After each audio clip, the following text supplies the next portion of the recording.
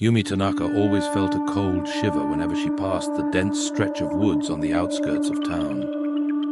Rumor had it that the woods held more than just hidden wildlife. Whispers of creatures that prowled under the moonlight had been passed down like folklore.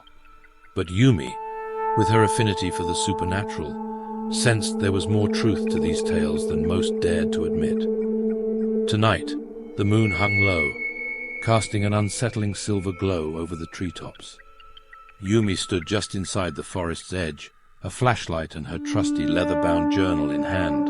Her heart pounded, but curiosity had won against the warnings etched in her mind.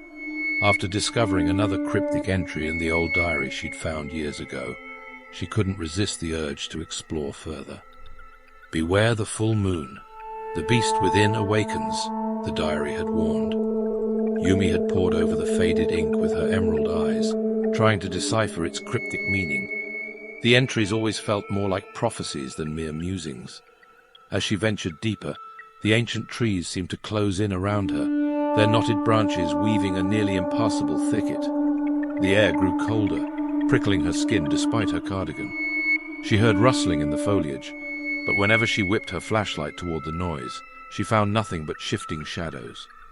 Her unease grew as time passed.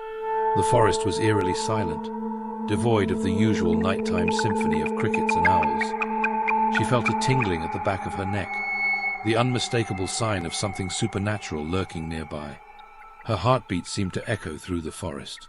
"Stay calm, Yumi," she whispered to herself, brushing her fingers over the diary tucked in her bag.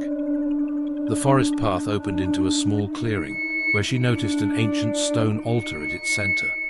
It was covered in moss and looked as though it had been abandoned for centuries, yet there was something undeniably menacing about it. Before she could approach, a low growl rumbled from beyond the clearing.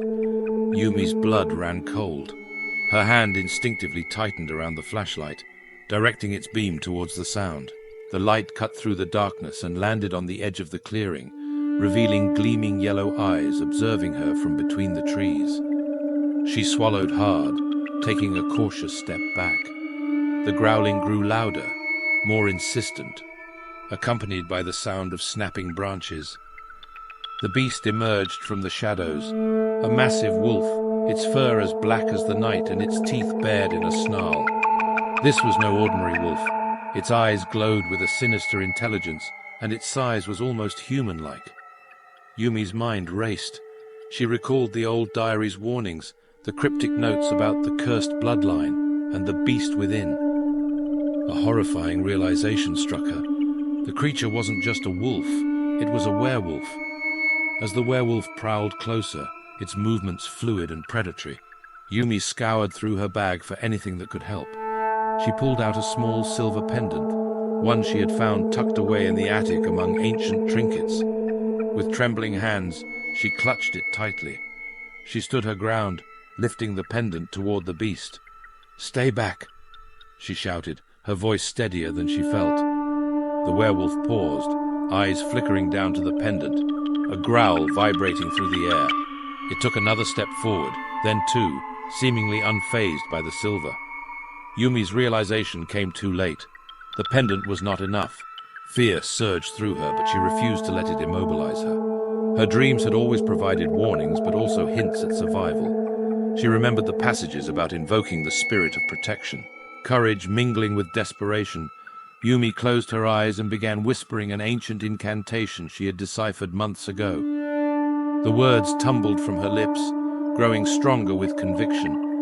The ground beneath her feet started to rumble, and a faint glow emanated from the stone altar. The werewolf howled, a sound filled with rage and something close to pain. The glow intensified, blinding in its brilliance. Yumi continued chanting, her voice the only defiant sound in the silent night. The air grew heavy with a palpable energy that pressed against her skin. Then, as suddenly as it had begun, the light vanished. The forest plunged back into darkness, leaving Yumi gasping for breath. The werewolf was gone. In its place, a man lay unconscious, his features eerily familiar. Yumi approached cautiously, the flashlight trembling in her grip. As she drew closer, she recognized him. Norio, a reclusive figure from the town's outskirts, rumored to be as old as the town itself. Sudden understanding washed over her.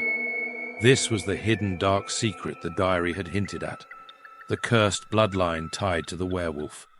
The townspeople knew but chose to forget, to let time bury the monstrous truth. Yumi knew her life would never be the same, nor could she ever look at her town with the same innocent curiosity. She knelt, placing the pendant around Norio's neck, sensing it might help bind the curse. As she stood, a figure made of shadow and light seemed to whisper from the altar, "Thank you." The forest returned to its deceptive normalcy, but Yumi knew the truth. The beast within wasn't just a legend. It was a dark part of her heritage, and now it was her duty to guard it. With the diary clutched tightly, she headed back, the night still and hauntingly silent behind her.